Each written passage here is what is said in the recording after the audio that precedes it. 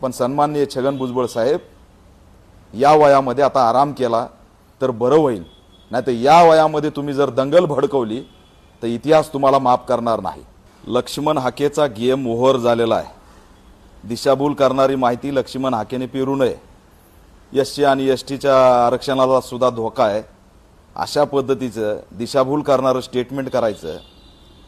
आंदोलन चालू असताना आंदोलन संपल्यावर ओबीसी मराठा जी दंगल करायची होती ती घडली नाही, याचं मोठं दुःख लक्ष्मण हाकेला झालंय। दंगलीची भूक असणारा नेता पहिल्यांदा आम्ही बघतोय। कुणालाही धोका नाही। जी प्रक्रिया सुरू आहे त्या प्रक्रियाबद्दल जर काही शंका असेल तर तुमच्याकडे कोर्ट आहे, सरकार आहे, रीतसर मागणी करा, संविधान आहे, संविधानिक हक्क आहे। पण समूहामध्ये भांडणं कसे लागतील, समूहामध्ये जातीय सलोखा कसा बिघडेल, हा जो सातत्याने प्रयत्न केला जातोय तो दुर्दैवी आहे।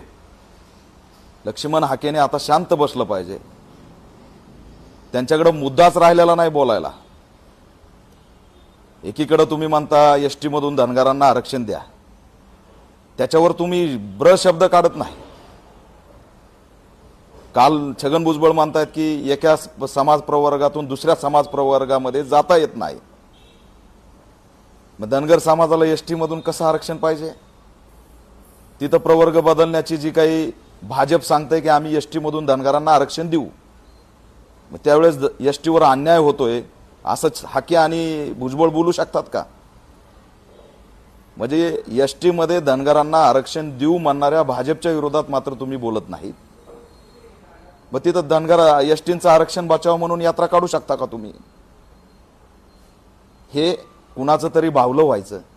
आम्ही बघितलं छगन भुजबळ अतिशय आक्रमक नेते, पण त्या पद्धतीने त्यांची प्रेस बघितली, त्यांची इच्छा नाही। त्यांना कुणीतरी उचलून नेऊन बसवल्यासारखं झालंय आणि बसवल्यामुळे त्यांचा आवाज म्यूट होऊन ते अतिशय बळजबरी बोलतायत अशी स्थिती आहे। त्यामुळे लक्ष्मण हाकेंनी आणि छगन भुजबळींनी आम्हीच ओबीसीचे तारणहार आहेत या असणाऱ्या मानसिकतेतून बाहेर यावं। महाराष्ट्र इतिहास विसरत नसतो। रिडलच्या आंदोलनानंतर गोमूत्र शिंपडणारे छगन भुजबळ मी ओबीसीचा नेता आहे म्हणून मिरवतायत, याच्यापेक्षा दुसरं दुर्दैव काय असू शकतं? मला वाटलं कालही आझाद मैदानावर गोमूत्र घेऊन जातात की काय, पण बरं झालं वयाच्या ह्या वयामध्ये त्या ठिकाणी तुमच्यात परिवर्तन तरी झालंय।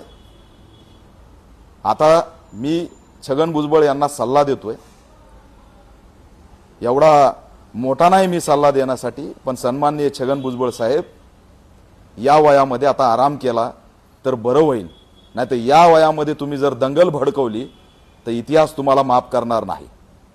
लक्ष्मण हाके, तुमचा गेम ओव्हर झालेला आहे, तुम्ही आता शांत बसलं पाहिजे।